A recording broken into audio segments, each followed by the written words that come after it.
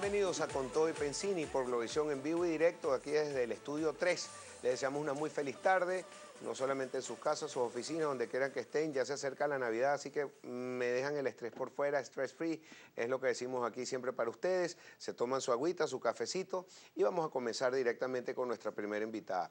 El tema internacional es un tema que siempre es importante, sobre todo para Venezuela. Los venezolanos tendemos a vernos a nosotros mismos siempre y no ver hacia afuera. Creemos que somos el centro del mundo, lamentablemente, pero a mí me gusta llamar la atención sobre cómo nos ven de afuera, qué es lo que piensan, por ejemplo, sobre estos comicios electorales, el 6D. Tuvimos observación internacional y muy importante, y de todas partes del mundo, y no solamente, sino la prensa también nos estuvo cubriendo todo lo que pasó, y de hecho, fíjense que mi próxima invitada, yo la vi como en 5 canales distintos, dando entrevistas. Es mi gran amiga y excelente analista internacionalista, Giovanna De Michele. Bienvenida, Giovanna, ¿cómo estás? Muy buenas tardes. Hola, Pedro, buenas tardes. Gracias por la invitación. Gracias por estar acá con nosotros. Yo quería preguntarte entonces, Giovanna, sobre los comicios del 6D. Primero que nada, ¿cómo crees tú que nos vio el mundo? Yo creo que han sido unas elecciones que han sido más rápidas, más tranquilas y con resultados sorprendentes, pero quiero saber tu opinión. Sí, mira, el mundo nos vio con muchísima atención. Yo creo que escrutó mucho la comunidad internacional este proceso, desde antes inclusive de que comenzara la campaña electoral, y yo diría que la apreciación internacional la debemos dividir como que en varias etapas. Hubo una primera etapa o un primer momento de muchísima aprensión, cuando el presidente Nicolás Maduro hizo anuncios como que, por ejemplo, saldría a la calle si ganaba la oposición, que había que ganar como sea, una serie de declaraciones que generaron muchísima angustia en algunos sectores dentro del país, pero sobre todo a nivel internacional, en la comunidad internacional. Posteriormente, el día de la elección, dimos una demostración extraordinaria a los venezolanos de civismo, dimos una demostración de convicción realmente democrática. La gente salió en masa a votar, tuvimos una participación sumamente alta, considerando que se trata de una elección parlamentaria, pero sobre todo llamó mucho la atención, y ahí viene la otra etapa del proceso de observación, la declaración que dio el presidente de la República. Llamó la atención por varias cosas. Primero, porque la dio después de una declaración del ministro de la Defensa. Eso activó nuevamente, si se quiere, las alarmas, porque mucha gente se preguntaba por qué tiene el ministro de la Defensa que salir a dar una declaración sobre la clausura o la culminación de un proceso electoral. No le correspondía. Y todavía hoy por hoy hay como muchas dudas, muchas historias se han tejido en torno a ese episodio. Pero después, cuando el presidente, digamos, habla y reconoce la victoria de la oposición, yo diría que hasta lo hizo en ese momento con prestancia, y le dio, si se quiere, a su imagen, a su gobierno, al Poder Ejecutivo, una suerte de bálsamo de democracia que cayó muy bien ante la comunidad internacional. Tan es así que el propio Mauricio Macri, que había sido uno de los más críticos y los más aprensivos con el proceso electoral, inmediatamente dijo pues que ya no iba a invocar la cláusula democrática en el seno de Mercosur. ¿Pero por qué tomó esa decisión? ¿Qué fue lo que disparó esa decisión de que no lo hiciera? La reacción del presidente Nicolás Maduro ante el proceso electoral, porque lo que se temía era que con un resultado que le fuera adverso al Poder Ejecutivo o al oficialismo, hubiese una suerte de desconocimiento, de llamado a la calle, de desestabilización, de desorden público, y nada de eso pasó, afortunadamente. Macri, más que utilizarlo como un mecanismo que se podía utilizar, fue más que todo como una amenaza. Si te sales fue como una presión. Una presión. Si te sales del proceso democrático, entonces sí te voy a invocar la Carta Interamericana. Y una presión que inclusive encontró eco en otros países como Brasil, porque la misma Dilma Rousseff dijo que ella iba a estar muy pendiente del desarrollo del proceso electoral en Venezuela, y lo reiteró en una reunión bilateral que tuvo con Mauricio Macri un día antes de la elección. Sin embargo, ayer vuelve a salir el presidente de la República con un discurso distinto al que tuvo las primeras horas del día lunes, pues el día domingo, cuando se conoció el resultado electoral. Nuevamente arremete contra el sector opositor, nuevamente plantea el juego político como un juego suma cero, es decir, que o gana uno o gana el otro, pero que no hay posibilidad ninguna de coexistencia, y vuelven otra vez los rumores, vuelve otra vez la angustia, vuelve otra vez el escepticismo. Recuérdame qué es lo que dice la cláusula Interamericana, que un mandatario no solamente tiene que ser elegido democráticamente, sino que su ejercicio también tiene que ser Sí, como esa es tal. la Carta Democrática Interamericana. Ok, pero en el caso de Mercosur, El caso de Mercosur, la cláusula democrática de Mercosur, que es el que está contenida en el protocolo de Ushuaia, parte de la base de que los estados crecen y tienen mayor facilidad, digamos, para fortalecer sus relaciones comerciales en tanto y en cuanto estén, digamos, sustentados sobre un sistema democrático. Entonces, que cualquier ruptura, textualmente dice, cualquier ruptura del orden democrático atenta contra, digamos, el propósito del Mercosur y pudiera acarrear sanciones por parte de los países miembros. es decir, que el 5 de enero es que toma posesión la nueva asamblea. Sí. Si no se ve un talante democrático, si no hay ese engranaje donde haya gobernabilidad, que pueda el legislativo estar también con la asamblea gobernando, si no se dan, entonces vuelve a estar vigente una aplicación de una carta interamericana o también de la cláusula de Ushuaia del Mercosur. Cuidadito, Pedro. Yo diría que no necesariamente hay que esperar hasta el 5 de enero. Si nosotros mantenemos, si Venezuela mantiene ese tono del discurso que se vio ayer, por ejemplo, por parte del Poder Ejecutivo, pudiéramos nuevamente volver a caer en esa esfera o en ese, digamos, en ese ámbito, ese margen de perturbación para buena parte de la comunidad internacional y sobre todo para el vecindario. Mire, aquí hay que aclarar algo importante. Lo más sano en una democracia es que el poder ejecutivo y el poder legislativo no estén en las mismas manos. Es decir, que haya lo que se conoce en democracia como peso y contrapeso en el ejercicio del poder. Esa es la función del poder Pero si están legislativo. divorciados, queda cero mata cero y no se legisla y No, no hay gobernabilidad. pero se establece la forzosa necesidad de conversar, de negociar, de dialogar, y la democracia es eso. La democracia supone una constante negociación, supone un constante diálogo. Hay que tender puentes entre un sector y otro. Cuando tú tienes todos los poderes en manos de un mismo partido político, pues lo que tienes definitivamente es algo completamente diferente a la democracia, porque viene lo que de cara al poder legislativo se conoce como, por ejemplo, digamos, las mayorías legislativas incondicionales al Poder Ejecutivo, y eso es atentatorio contra el sistema democrático. Y después de estas declaraciones de ayer de parte de Nicolás Maduro, ¿han habido reacciones internacionales? Han habido reacciones internacionales, ya hoy comenzaron a aparecer algunas noticias en algunos portales internacionales que dan cuenta de una agresividad, hablan de un muy probable choque de trenes entre el Poder Ejecutivo y el Poder Legislativo, hablan de posibles o inminentes perturbaciones al orden público, hablan de confrontación, se habla de una inminente retaliación por parte de los nuevos integrantes del Poder Legislativo, se habla inclusive de un eventual desconocimiento por parte del Ejecutivo de las nuevas autoridades electas en el Legislativo. O sea, una cantidad de rumores que lo que hacen es perturbar. Y ese último rumor pueden hacerlo, pueden desconocer a la Asamblea, porque también ha salido un rumor de un decreto, de una ley, donde podrían pasar por encima de la Asamblea a través del Poder Popular. Mira, entiendo que no, yo no soy constitucionalista, pero he manejado bastante la Constitución porque los temas internacionales también pasan por un filtro constitucional, y lo que he podido interpretar del texto constitucional venezolano es que solamente eso es posible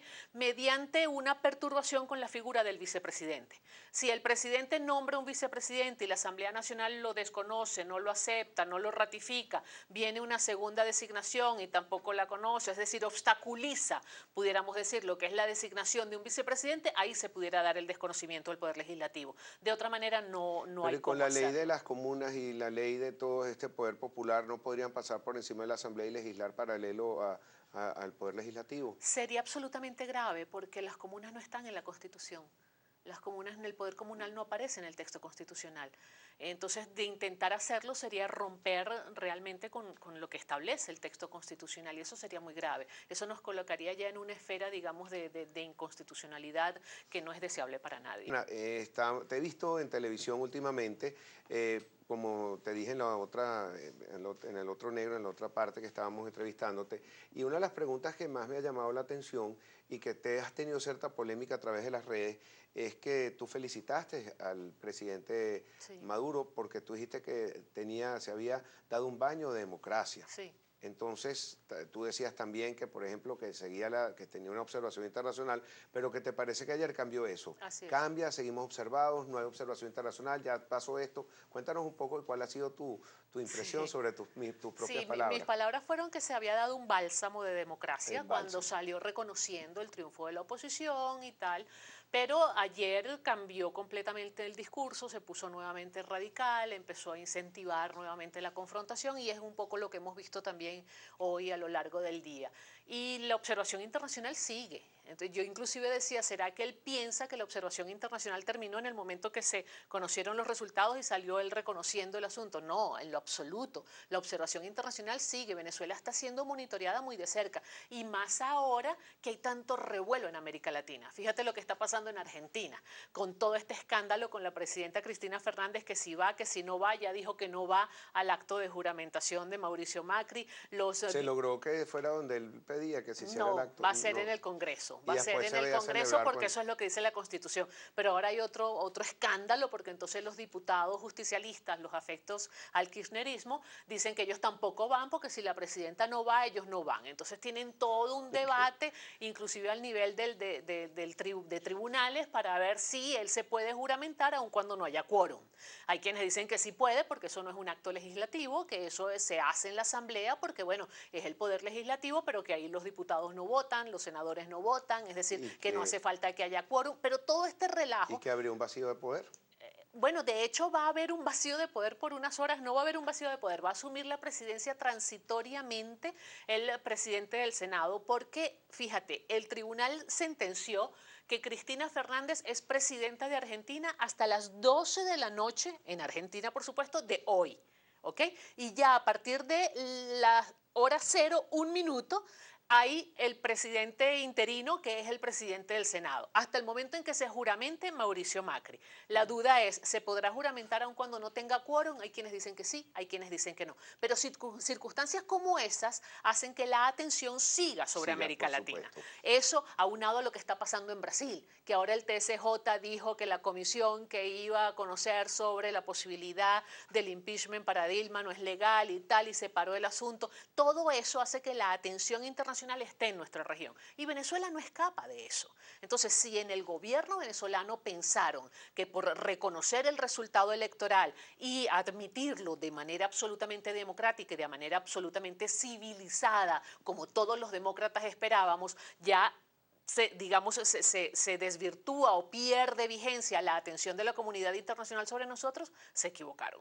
Se equivocaron porque el mundo nos está mirando todavía. Ok, entonces ese bálsamo, como dices tú, Sí. de democracia lo puede haber perdido un poco por las Sí, 5 horas de sin duda, alocución ayer. sin duda, sin duda. Lo perdió completamente, no un poco, lo perdió completamente ayer y lo ha seguido perdiendo en el transcurso del día de ¿Y hoy. han habido reacciones internacionales ante esas palabras?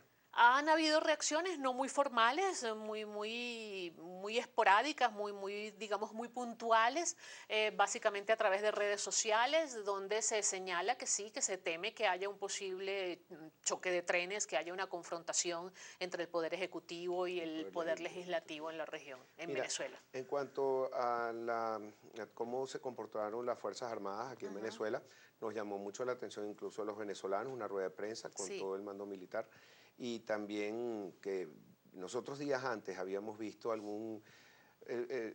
ministro de Defensa pasó unos días que no se sabía dónde estaba y resulta que apareció en Cuba. ¿Tú crees que tenga algo que ver Raúl Castro y con todas estas reformas que él está haciendo en su país, las negociaciones, incluso detrás de telones con el Papa, con Obama, algún tipo de negociación, reconozcan esto en Venezuela, actúen de esta manera? ¿Qué piensas? mira, Pedro, tratar digamos, de pronunciarme sobre estos temas sin tener información me llevaría a caer en el terreno de la especulación. Sin embargo, sí puedo decir algo con total seriedad y objetividad, y es que en relaciones internacionales, en este tiempo que estamos viviendo, en este siglo XXI, todo está interconectado.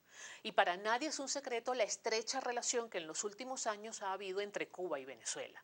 En estos momentos, cuando Cuba se está acercando a Estados Unidos, que durante estos últimos años ha sido, digamos, como un elemento perturbador para el desarrollo de la política venezolana, pues pudiéramos pensar que hay algunos elementos que nos permitirían hacer intuir que probablemente haya algunos intereses en la relación entre Cuba y Estados Unidos que se pudieran estar viendo afectados por la relación anterior de Cuba con Venezuela y que probablemente Estados Unidos esté condicionando parte de su acercamiento definitivo con Cuba a algún reacomodo en esa relación entre La Habana y Caracas. Pero sería mera especulación.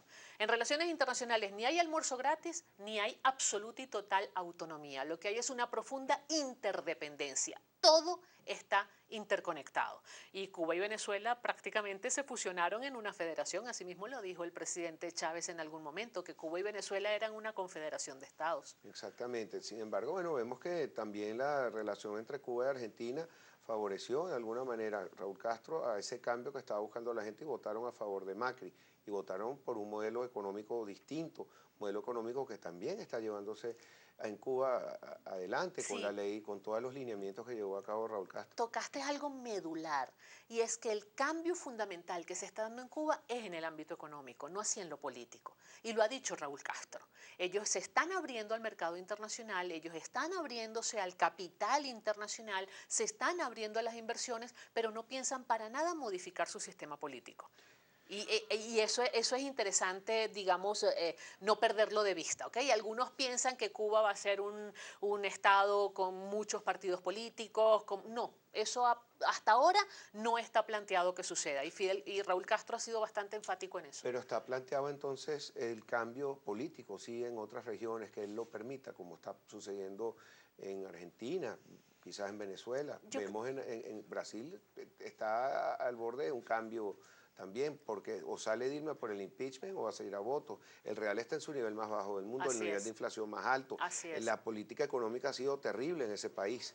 Hay un fracaso en el ámbito económico que se está, digamos, como extendiendo en varios de estos países aliados de estos modelos de izquierda en América Latina, y hay un problema muy serio de corrupción en muchos de estos países, demostrando que cuando el Estado tiene mucho control sobre la actividad económica, por no decir el control total y absoluto sobre la política económica y la política monetaria, pues se crean los nichos estos que son sumamente atractivos para la corrupción y para el delito. Y eso es lo que está dando al traste prácticamente con el gobierno de Dilma Rousseff. Lo que se le está cuestionando a Dilma Rousseff es un manejo ahí extraño de los fondos del Estado y haber maquillado unas cifras que fueron las cifras que ella presentó en su rendición de cuentas, ¿no?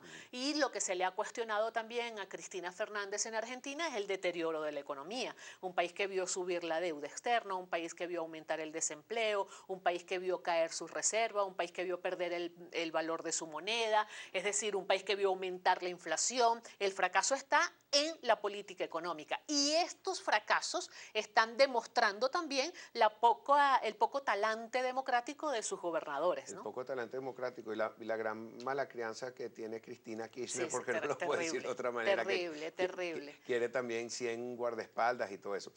Un minuto me quedan. Giovanna, ¿cómo ves el 2016? ¿Cuáles son los retos para Venezuela y para el mundo? Sé que es muy poco tiempo. Yo veo un año bastante difícil para el 2016. El mundo se enfrenta a un gran reto que es el tema del terrorismo internacional. El terrorismo parece estarle ganando la guerra a los países, sobre todo los países del mundo occidental que están tratando de combatirlo. Fíjate que ISIS ha demostrado tener mucha más fuerza y mucho más poder del que tuvo Al Qaeda en su mejor momento y ya tenemos prácticamente 14 años de guerra contra el terrorismo internacional desde el año 2001. Es decir, parece que el mundo está perdiendo la guerra contra el terrorismo y la están ganando los terroristas. Eso es una amenaza grandísima. Veo que hay muchísima perturbación también, digamos, en el orden democrático, sobre todo en algunas regiones como América Latina, que se están poniendo en evidencia. Quizás el año 2016 ponga más sobre la mesa ese retroceso que dimos los países latinoamericanos cuando comenzamos a focalizar la atención únicamente en la forma de acceder al poder y nos olvidamos de la legitimidad de desempeño, que inclusive habíamos dado un paso adelante extraordinario también en el 2001 con la Carta Democrática Interamericana, cuando diferenciamos la legitimidad de origen de la de desempeño. Sin embargo, en los últimos años, con episodios como el de Honduras, el de Paraguay y algunos otros más en la región, pues demostramos que definitivamente se parte de la base en América Latina de que el que llegue al poder por la vía de las elecciones tiene que terminar su mandato, lo ejerza como lo ejerza, así sea parte de las premisas democráticas. Joana, siempre tan agradable poder conversar contigo, tantas cosas que uno aprende, tan clarito que tienes todos tus términos internacionales. De verdad que es un orgullo tenerte aquí. Gracias, Espero Pedro. tenerte muchas veces Seguro. en el 2020.